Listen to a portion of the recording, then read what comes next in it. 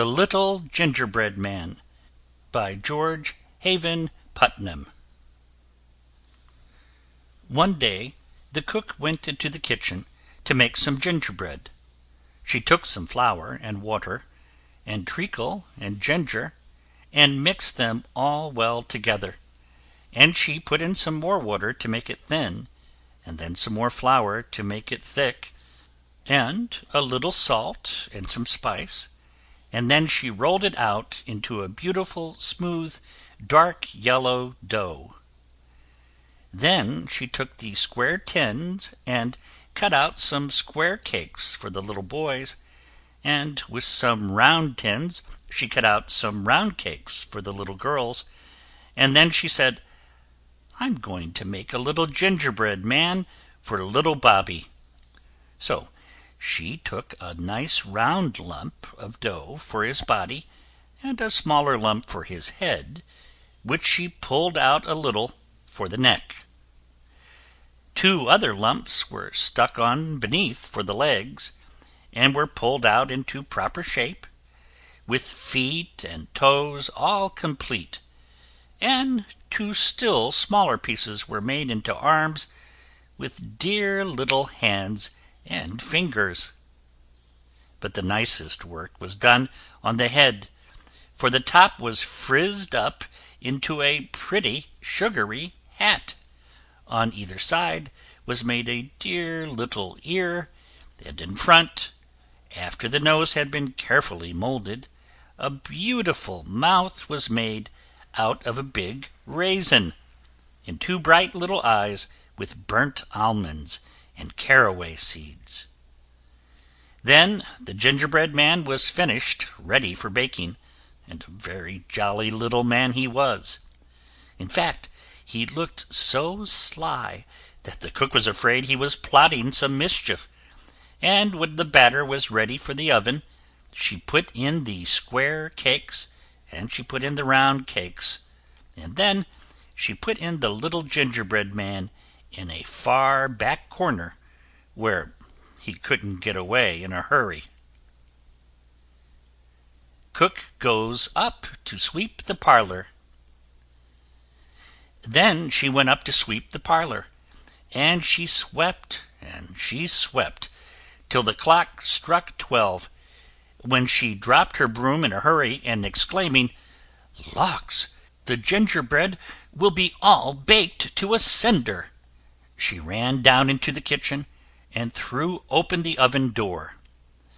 And the square cakes were all done, nice and hard and brown, and the round cakes were all done, nice and hard and brown, and the gingerbread man was all done too, nice and hard and brown, and he was standing up in his corner, with his little caraway seed eyes sparkling, and his raisin mouth bubbling over with mischief, while he waited for the oven door to be opened.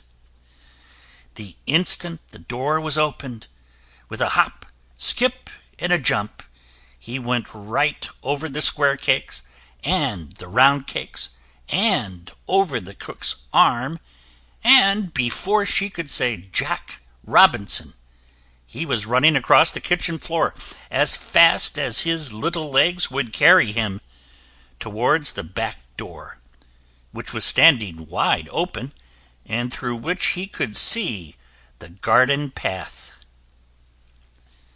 The gingerbread man escapes. The old cook turned round as fast as she could, which wasn't very fast, for she was rather a heavy woman, and she had been quite taken by surprise, and she saw lying right across the doorway, fast asleep in the sun, old Mouser, the cat. "Mouser, Mouser!" she cried. "Stop the gingerbread man! I want him for little Bobby." When the cook first called, Mouser thought it was only some one calling in her dreams, and simply rolled over lazily. And the cook called again, "Mouser, Mouser!" and the old cat sprang up with a jump, but just as she turned round to ask the cook what all the noise was about, the little gingerbread man cleverly jumped under her tail, and in an instant was trotting down the garden walk. Mouser turned in a hurry and ran after, although she was still rather too sleepy to know what it was she was trying to catch. And after the cat came the cook, lumbering along rather heavily, but also making pretty good speed. Now, at the bottom of the walk, lying fast asleep in the sun against the warm stones of the garden wall, was Touser, the dog. And the cook called out, "Touser!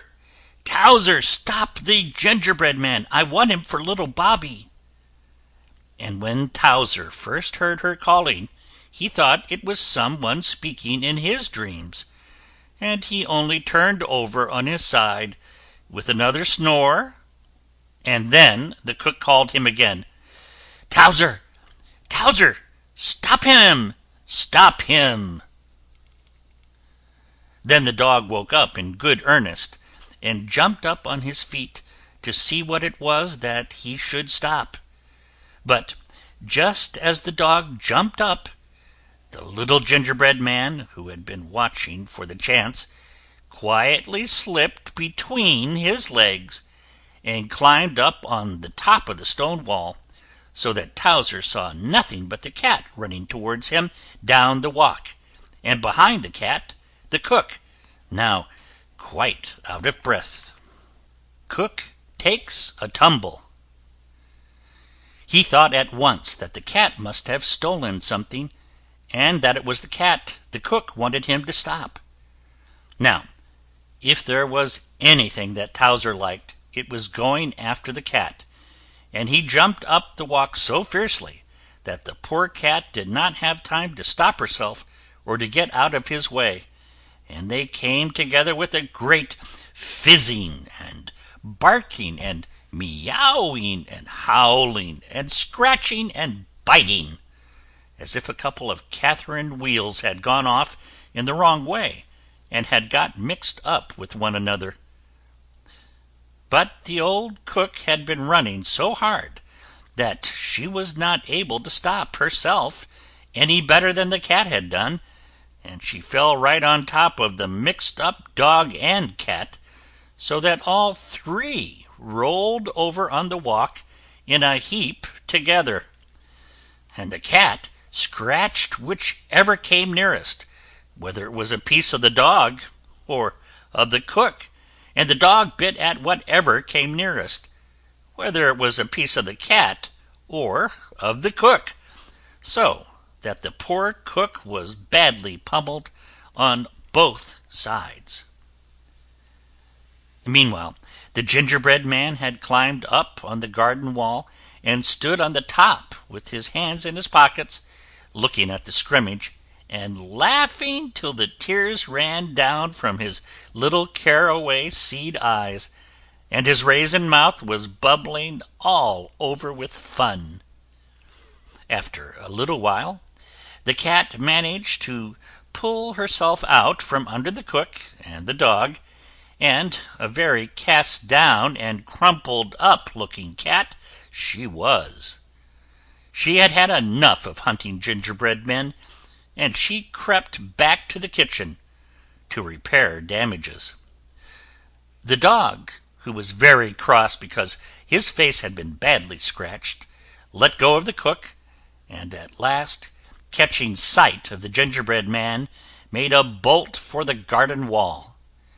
The cook picked herself up, and although her face was also badly scratched and her dress was torn, she was determined to see the end of the chase, and she followed after the dog, though this time more slowly.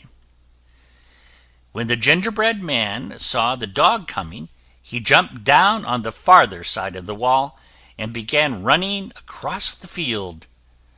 Now, in the middle of the field was a tree, and at the foot of the tree was lying Jocko the Monkey. He wasn't asleep. Monkeys never are. And when he saw the little man running across the field, and heard the cook calling, "Jocko!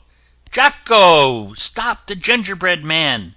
He at once gave one big jump, but he jumped so fast and so far that he went right over the gingerbread man, and, as luck would have it, he came down on the back of Touser the dog, who had just scrambled over the wall, and whom he had not noticed before.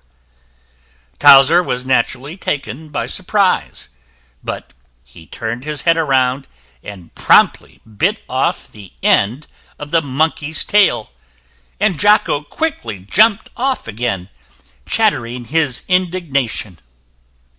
The monkey catches the gingerbread man.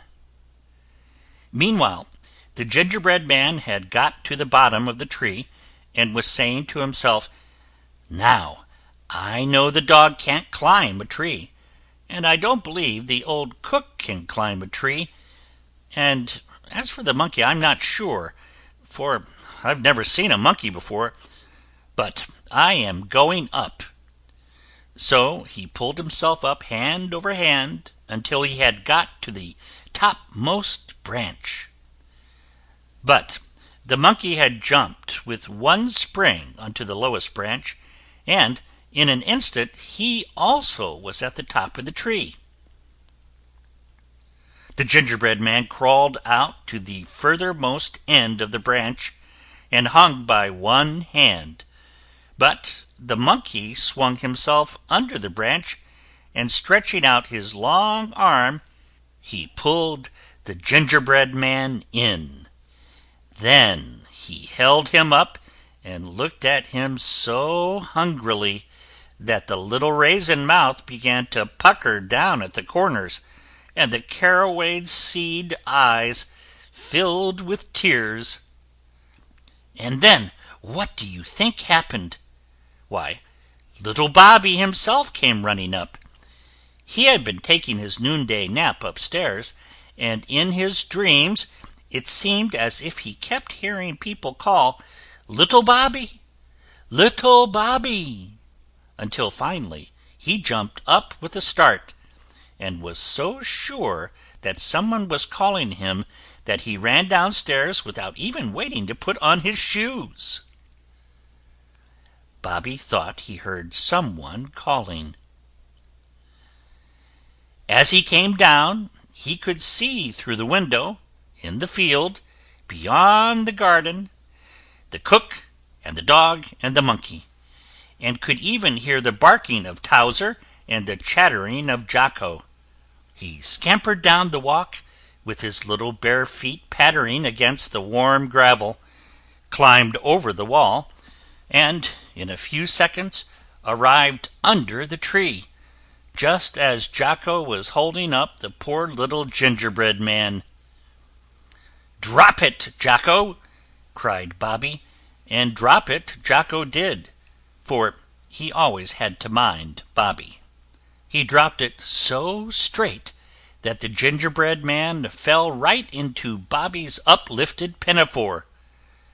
Then Bobby held him up and looked at him, and the little raisin mouth puckered down lower than ever, and the tears ran right out of the caraway seed eyes. But Bobby was too hungry to mind gingerbread tears, and he gave one big bite and swallowed down both legs and a piece of the body. "Oh!"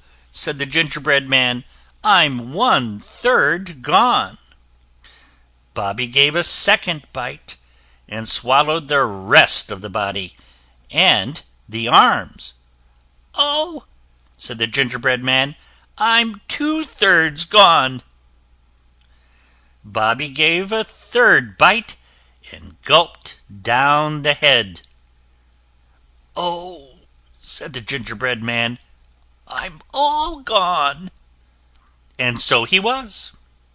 And that is the end of the story. End of The Little Gingerbread Man,